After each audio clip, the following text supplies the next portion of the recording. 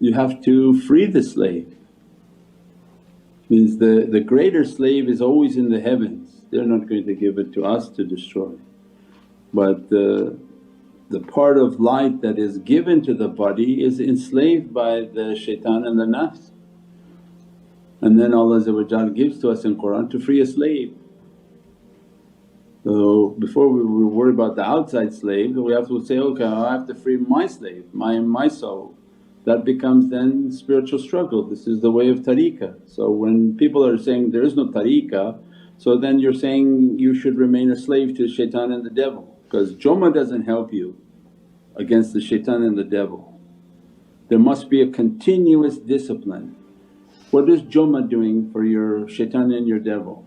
One day you clean, then by Saturday you're dirty again. So Islam was based on this way of futuwah, this way of struggle against the inside. It became stopped and now only the tariqahs keep the reality of Islam. Otherwise somebody going and just accepting Islam, how are they doing any of the inner battle, any of the inner work? How are they freeing a slave? They don't, they give to themselves their nafs, and their nafs is being taught by shaitan, and then all of a sudden you see the rise of Wahhabi. Why? Because that's completely nafsani, that you can say every type of abusive thing and do nothing yourself correct, and it's the way of the hypocrites.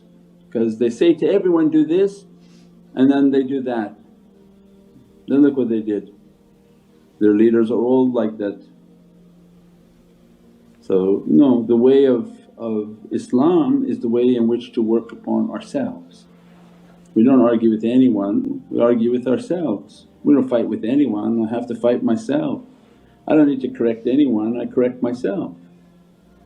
And then that becomes a beatific character, and this becomes the people of patience and beatific realities, inshaAllah.